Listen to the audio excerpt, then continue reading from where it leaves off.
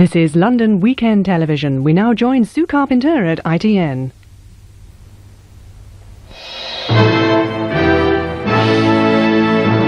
The news from ITN. Boris Yeltsin intervenes over British food aid row in Moscow. The bag that held a 6-pound bomb near an army barracks. Lamont admits he was over-optimistic about economic recovery. And couple murdered in Angola just 2 days before coming home. Good evening. Boris Yeltsin has intervened personally tonight to help sort out a bureaucratic wrangle that has stopped British food aid reaching the Russian people.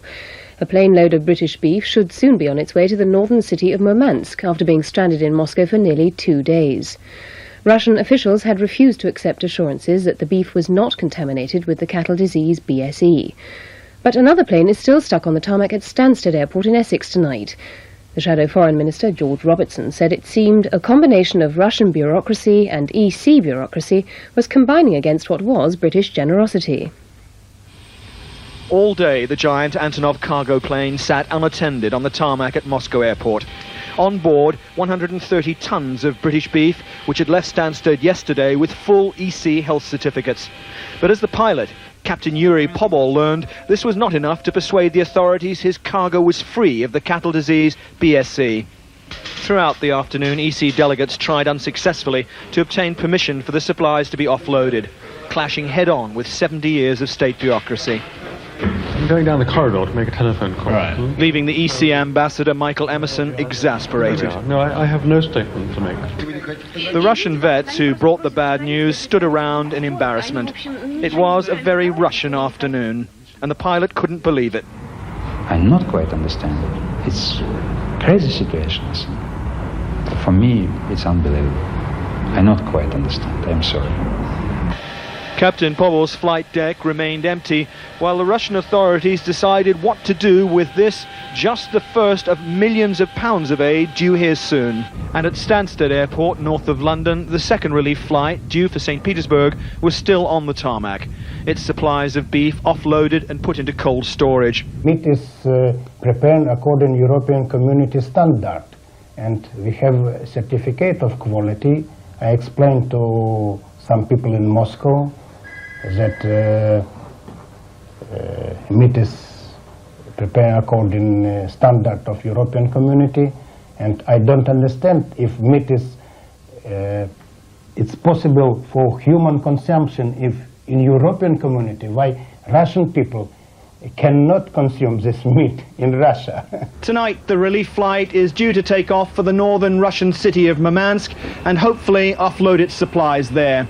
It's been a day of frustration and confusion for the aid organizers, a graphic indication of the problems that need to be overcome in the Russian relief effort.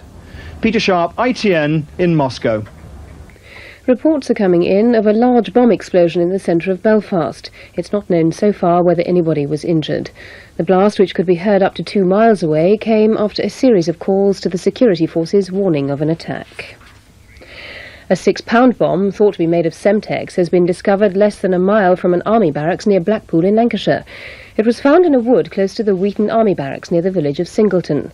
Police say the device is similar to those used in IRA mainland bombings. The 6-pound device, thought to be plastic explosive, was found in this wood near Singleton, Lancashire, by 5 local men out shooting. The device was in a green holdall recovered from the undergrowth. The bomb has since been defused and is undergoing forensic examination. It's believed the bag may have been hidden there for several weeks. We were just walking through the wood and one of the lads just found his holdall and he shouted through. He said, "It looks a bit funny, this." And there was like plastic bags and gloves and some folded up black dustbin liners and a piece taped up like in a square. That was it. Anti-terrorist police believe that this bomb may have been made by one IRA unit to be collected by a second unit. The discovery site's proximity to a motorway could have aided the handover. One possible target for the bombers was nearby Wheaton Barracks, thought to be a staging post for troops heading for Northern Ireland. Police detectives have been questioning local people close to the base who may have seen anything suspicious. Lancashire police, who gave a press conference this afternoon, have been in touch with Scotland Yard anti-terrorist officers. and believe an IRA unit may be operating from the northwest. I don't think one can say that there's no IRA activity in the northwest when we look at the incidents that have occurred in the past 9 months. Certainly, someone is active in the northwest area. Any device of that nature has only one aim, and that is to maim, or to kill, or to cause damage. The discovery follows a series of IRA incendiary attacks in Blackpool and Manchester, the last just 4 weeks ago. This explosive device may have been intended for the beginning of a new mainland bombing campaign.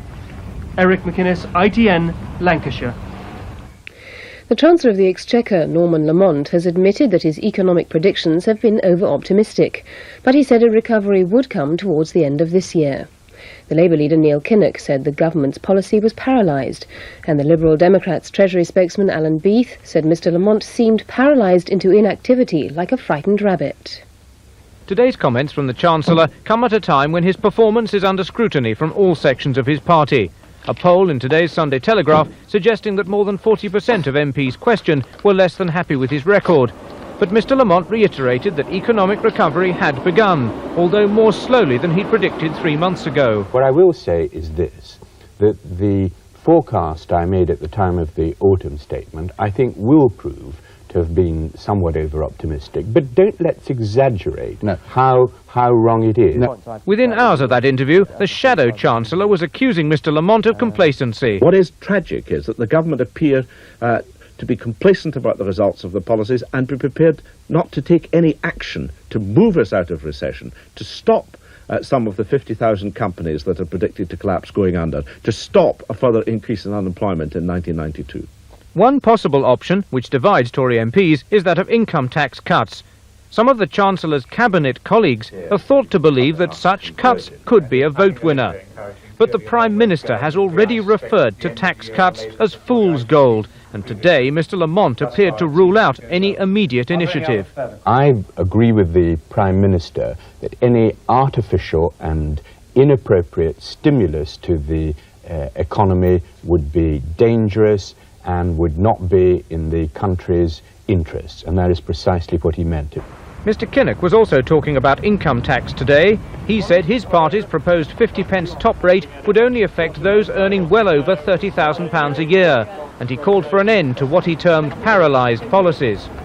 It's necessary to implement the policies which, whilst combating recession now, as the policies that we advocate would, are in the very act of doing it, building foundations for sustainable anti-inflationary recovery. That's what must be done. These are merely the opening salvos in a fresh exchange of fire between the parties. Tomorrow the Prime Minister is expected to have Labour's tax plans in his sights, while later in the week Labour will reinforce Mr Kinnock's policy statement with a new publicity drive. The armies are indeed mobilised for what may be the longest election campaign in decades. Robert Hall, ITN, Westminster. 4 British tourists murdered in Angola were travelling through an area considered by the Foreign Office to be unsafe. But they decided to risk it after being warned that an alternative route through Zaire was even more dangerous.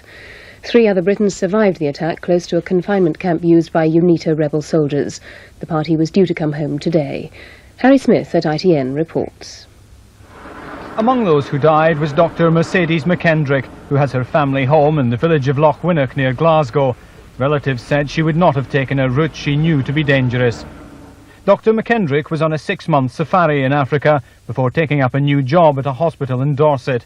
In a statement to the newspaper her father works for, relatives said the young doctor and her boyfriend, Jay Philbeam, a former army lieutenant, had taken advice about each country they were travelling through. They'd crossed into Angola only after being advised that the route through Zaire was too dangerous. The attack happened as their convoy of 3 Land Rovers was travelling south of the village of Kilenguis. The Foreign Office described this as a recent war zone which tourists should avoid. Several thousand soldiers of the former rebel movement UNITA are still stationed there. Under the terms of the peace agreement signed last May, they're confined to certain areas until they can be disbanded or united under a new national army. The attack took place near one of the confinement areas, but a UNITA spokesman has been quoted on Radio Angola as saying common criminals might have been to blame. An official from the British Embassy in Luanda is now in the area, where he's spoken to the 3 survivors. The Foreign Office says it's now awaiting his report. Rebel soldiers have pounded the parliament building again in the Georgian capital Tbilisi. President Zviad Gamsakhodia has called for a mass uprising against rebel forces threatening to overthrow him and has appealed for foreign help. But he told reporters today he didn't believe the rebels were strong enough to take the building by force. Our Moscow correspondent James Mates has just sent this report from Tbilisi.